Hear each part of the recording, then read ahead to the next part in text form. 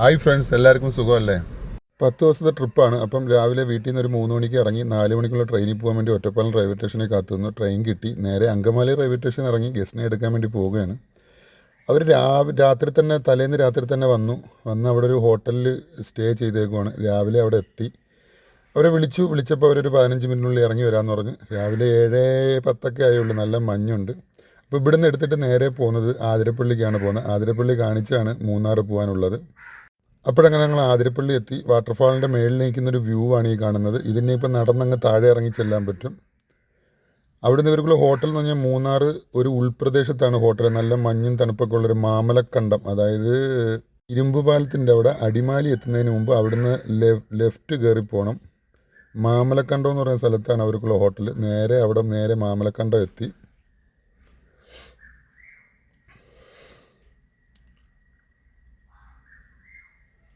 മാമലക്കണ്ടം എത്തി. അവരിപ്പം ഹോട്ടലിൽ വണ്ടി പോവില്ല, അവിടെ പാർക്ക് ചെയ്യാൻ പറഞ്ഞു. അപ്പോൾ അവർ ഹോട്ടലിലെ ജീപ്പുകാർ വന്ന് അവരെ വിളിച്ചിട്ട് പോയി. ലഗേജും കാര്യങ്ങളൊക്കെ കയറ്റി വെച്ച് നേരെ പോയി. നമ്മളവിടെ വണ്ടി പാർക്ക് ചെയ്ത് പിറ്റേന്ന് രാവിലെ മൂന്നാർ എത്തി. മൂന്നാർ സൈറ്റ് സീനും കാര്യങ്ങളൊക്കെ കാണാൻ വേണ്ടി വന്ന്. അപ്പോൾ ഈ മാമലക്കണ്ടത്ത് തന്നെ നമുക്ക് ജീപ്പ് കൊടുക്കാന്ന് വെച്ചാൽ അവിടെ നല്ല സ്ഥലമാണ്. ജീപ്പ് സവാരിക്ക് പോലുള്ള ഒരുപാട് ആനകളും മൃഗങ്ങളെയൊക്കെ ഒരുപാട് നമുക്ക് കാണാൻ പറ്റും. മാങ്കുളം എന്ന് പറയുന്ന സ്ഥലത്താണ് നമ്മൾ ജീപ്പ് സവാരി കൊടുത്തത്. ഫസ്റ്റ് പോയി അവിടെ ഒരു വാട്ടർഫോൾ വാട്ടർഫോളൊക്കെ കണ്ടു. ഇറങ്ങിപ്പോകുന്ന വഴിയാണിത്. നമ്മൾ ഏലക്കാത്തോട്ടത്തിൻ്റെ നടുവ് കൂടെയാണ് ജീപ്പ് ഇറങ്ങിപ്പോകുന്നത്. ഇച്ചിരി കുഴപ്പം പിടിച്ച റോഡാണ്. മഴ ചെറുതായിട്ട് പെയ്ത് കാരണം തെന്നി നിൽക്കുകയാണ്.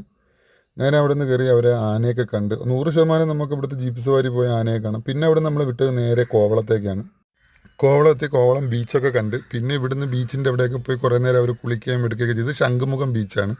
കോവളം ബീച്ചിൽ നിന്ന് വന്ന് പിന്നെ നേരെ ഞങ്ങൾ കന്യാകുമാരി എത്തി. കന്യാകുമാരി ഒരു ദിവസം സ്റ്റേ എടുത്ത് ഇനിയിപ്പോൾ ഇവിടുന്ന് പോകുന്ന നേരെ രാമേശ്വരമാണ്.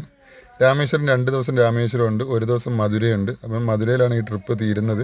ഇതിൻ്റെ പ്രത്യേകത എന്ന് പറഞ്ഞാൽ 2024 തുടങ്ങി 2025 ഈ ട്രിപ്പ് തീരുന്നത്. തമിഴ്നാട് റോഡാണ്. ഒരു പ്രത്യേക സുഖമാണ് ഈ റൂട്ടിൽ കൂടെ വണ്ടി ഓട്ടിക്കാൻ. ഈ 2005 ഈ ട്രിപ്പ് തീരാൻ വേണ്ടി ഇനി 4 ദിവസം കൂടെ ബാക്കിയുണ്ട്. അപ്പം ഈ പോകുന്ന വഴിക്ക് ഇത് ഉപ്പ് ശേഖരിക്കുന്ന സ്ഥലമാണ്. തൂത്തുക്കുടി എന്ന് പറയുന്ന സ്ഥലത്താണ്. കടൽ വെള്ളം കൊണ്ടുവന്ന് ഇവിടെ ശേഖരിച്ച് ഉപ്പ് ശേഖരിക്കുന്നതാണ്. നേരെ നമ്മൾ പാമ്പം ബ്രിഡ്ജ് എത്തി. പാമ്പം ബ്രിഡ്ജിൽ എന്ന് പറഞ്ഞാൽ 3.5 കിലോമീറ്റർ നീളമാണ് ഈ റോഡിൻ്റെ ഒരു നീളം. ഇവിടെ വണ്ടി നിർത്തിയിടാൻ പാടില്ല. ഞാൻ നിർത്തിയിട്ടു. പോലീസ് വന്നാൽ ഫൈൻ കിട്ടും. ഇത് 2 പാലം, ഒരു പാലമുള്ള ട്രെയിൻ പാലമാണ്. 2 പാലം. ഇപ്പോൾ ഒരു പുതിയ പാലം പണിതുകൊണ്ടിരിക്കുകയാണ്. റെയിൽവേ പാലം പണിതുകൊണ്ടിരിക്കുകയാണ്. പഴയ പാലത്തിന് ഒരുപാട് വർഷങ്ങൾക്കുള്ള കാലപ്പഴക്കം ഉണ്ടായത് കാരണം ഇപ്പോൾ പുതിയത് പണിതുകൊണ്ടിരിക്കുകയാണ്. ഇവിടുന്ന് നേരെ നമ്മളെടുത്തത് ധനുഷ്കോടിയാണ്. ഇന്ത്യ ശ്രീലങ്ക ബോർഡറാണ്.